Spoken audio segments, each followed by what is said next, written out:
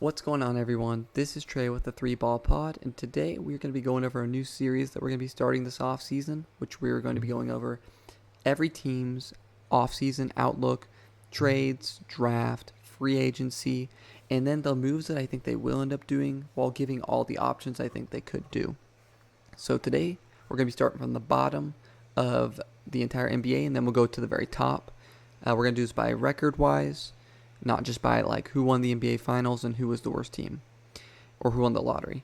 So today we're going to be going over the Washington Wizards. I have a presentation pulled up here, so let's pull that up and go right on over it. We're in, and we're going to be going over the ideal offseason for the Washington Wizards. So we're going to go over first the current situation that they're in. Obviously, the biggest question is, are you guys going to keep Anthony Davis?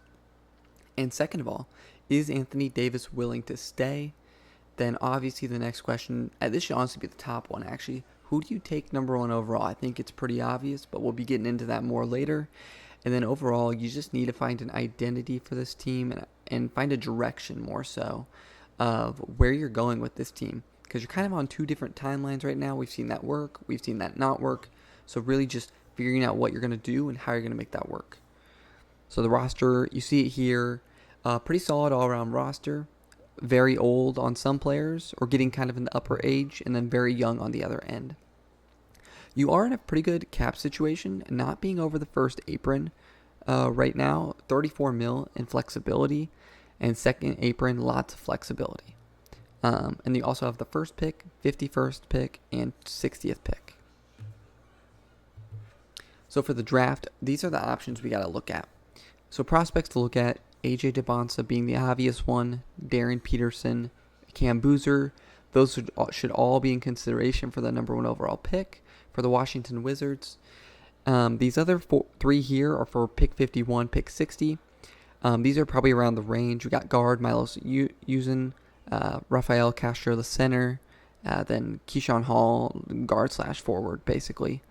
I don't want to go too into depth on second round picks, but we will go into depth on the pick for number one, because that's going to be the most influential for the direction that the Wizards go.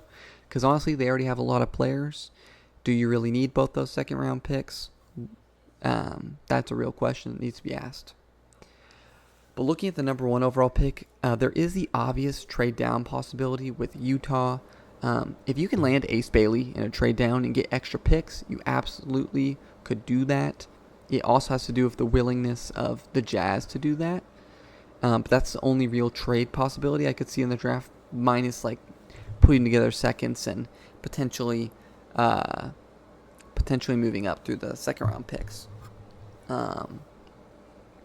Obviously, I think a lot of hype is around AJ DeBonsa, but I don't think we need to put it out of the question that they get Darren Peterson, especially if they trade down to 2.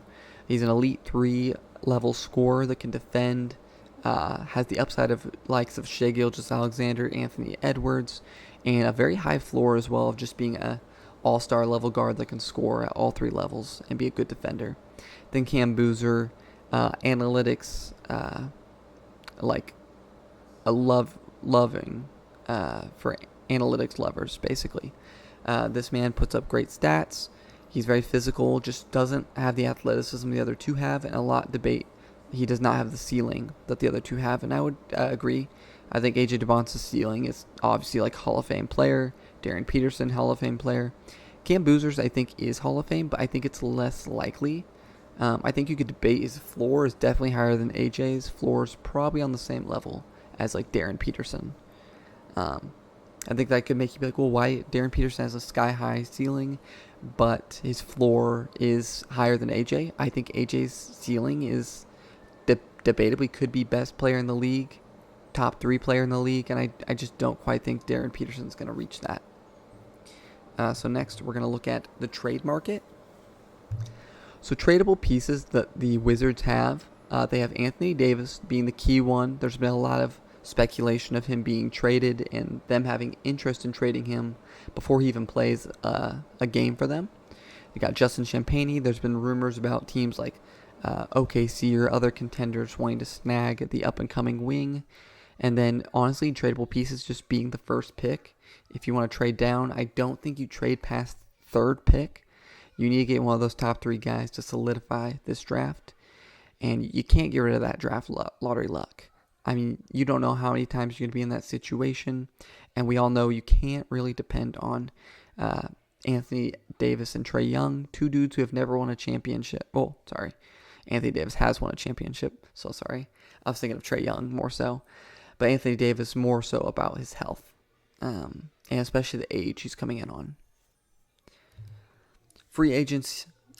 These are just free agents I think they could target, as well as the free agents I think they could obviously re-sign. It's an option. Re-signing Trae Young being a key one. You gave up some key pieces to go out and get Trae Young, obviously for cheaper, but you still went out and got him regardless and gave up assets. So you could go out there and just re-sign him, lock him up. Re-signing D'Angelo Russell's an option, as I will say it's probably an unlikely one, given the situation they're in. Players that they could sign, Lou Dort. He's looking more and more like he's on the outs in OKC due to financial reasons. You could get a point of attack defender, although it could limit the development of other wings and guards over there. And Lou Dort, especially in the playoffs, was a very streaky shooter. And I don't think that's the type of guy you really need next to Anthony Davis and Alex Sarr, who's still developing a shot. But it's one to think about because that defense is elite and it's all defensive caliber. Mitchell Robinson, just coming off a championship, the Knicks are also going to be in a financial bind. They're not going to be able to afford Mitchell Robinson's contract as much as they're going to want to. They're probably going to replace him through draft to stay cheap. So Wizards could hop on this, give him a mid-level exception. Same with Lou Dort, it'd be a mid-level exception for sure. All these would be mid-level exceptions because extending Trae Young, I believe that's all you'd have left. Then Colin Sexton, they could always use more ball handling, but also then again it could take away from development from players like AJ DeBonsa, Keyshawn George, Bilal Coulibaly, and even like Bub Carrington and Trey Johnson. The possible paths I see them doing that are possible, that are major, trade or keep Anthony Davis is the main 2 paths I see. 2 different paths. If they're trading Anthony Davis away, they are trading him this offseason. That's what I'm saying. Is this is their offseason plan. I'm not saying they won't trade Anthony Davis if I say that they're going to keep him. But I will say that if you trade him right now, it's probably going to be for as much as you gave up or slightly less, which is not much if we remember the Anthony Davis trade. Keeping him, obviously you have, if he stays healthy, is an all-star at minimum with all defensive upside and all NBA upside. Especially alongside a facilitator like Trae Young. All possible paths, re-signing Trae Young. I believe that's probably a very likely path for Trae Young, considering the assets that they did give up for him.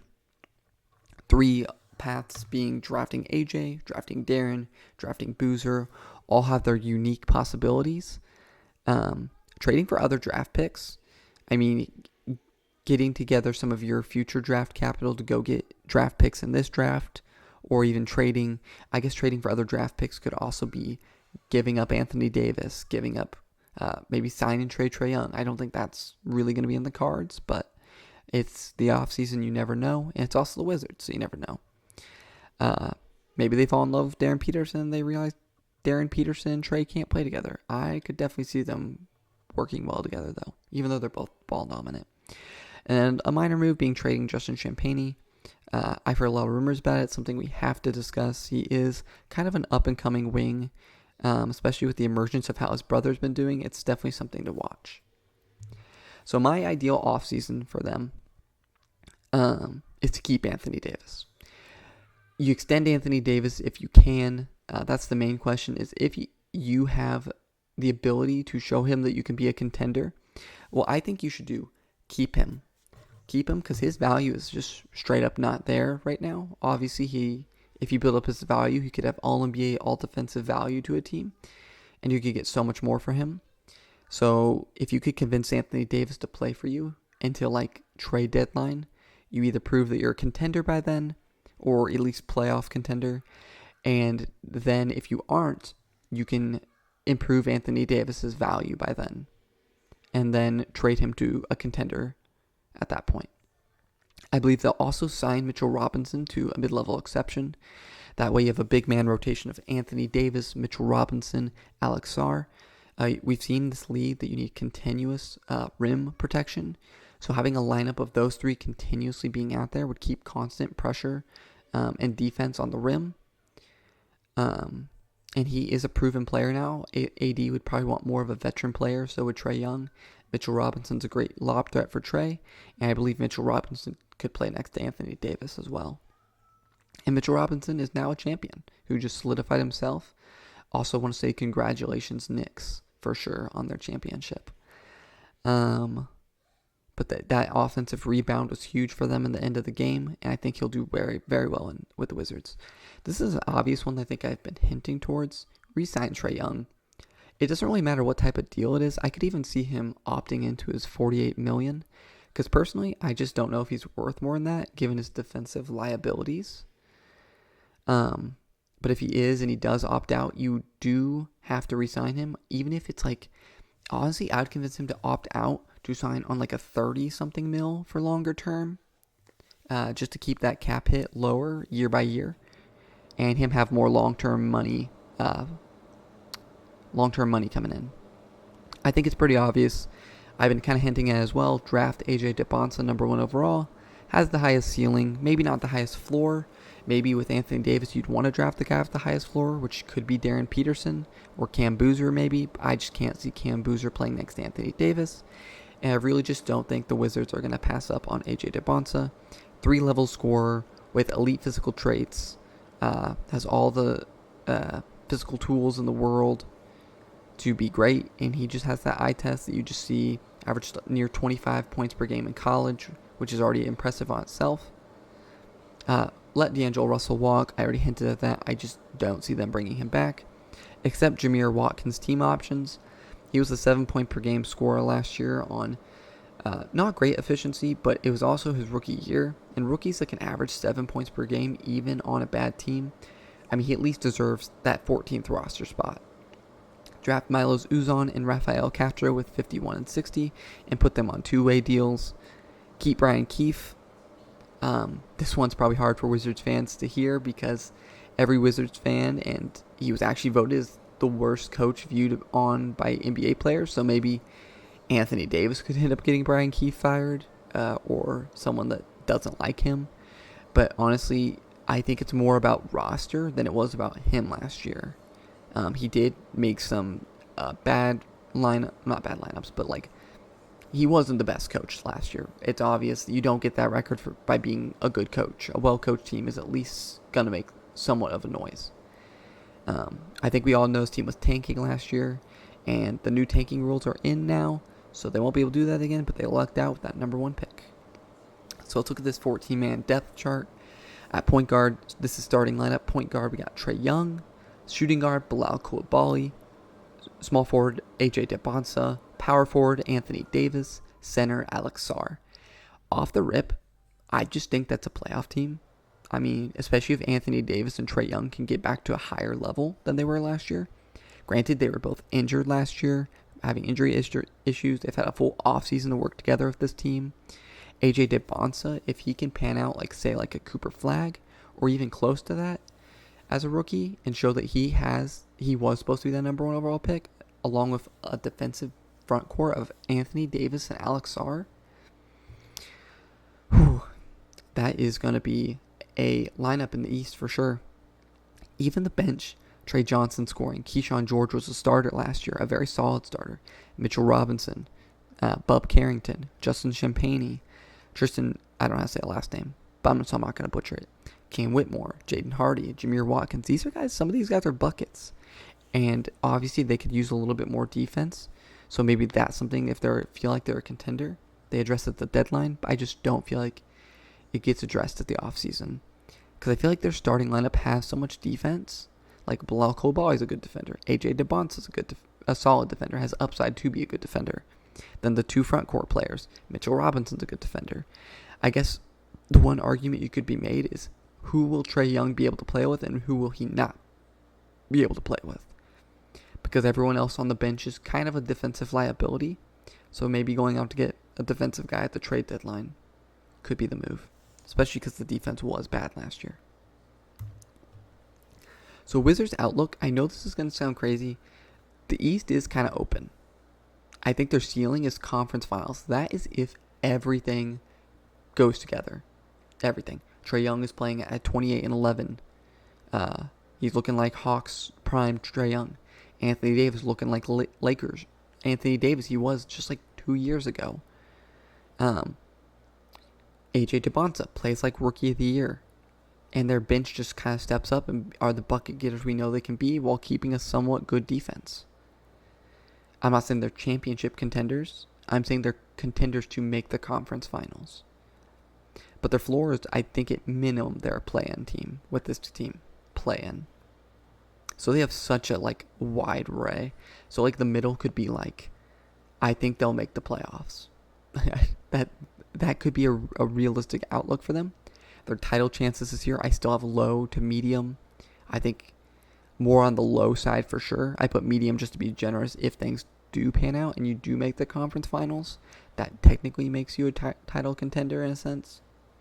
Just like the Cavs were technically a title contender this year. Not to throw a shade at the Cavs. I'll go over them soon too. Future outlook is great. Just straight up just AJ DeBonsa. You have Alex Sarr, Trey Johnson, Keyshawn George, Bilal Coulibaly. You have great young core. All your picks and lots of other picks that you just have available to you. So overall, they stay competitive with Trae Young and AD while still developing their young core and adding AJ DeBonsa as their young cornerstone. It's just a great spot for the Wizards to be in. And overall, just really excited to see them play next year. Really excited to see what they do. Let me know what you guys think they'll do. And make sure to like, subscribe, and turn on that bell notification for more updates on when I post. Because I'll be coming out with these more regularly. I don't know the exact schedule. But yeah. Thank you guys for watching. Peace.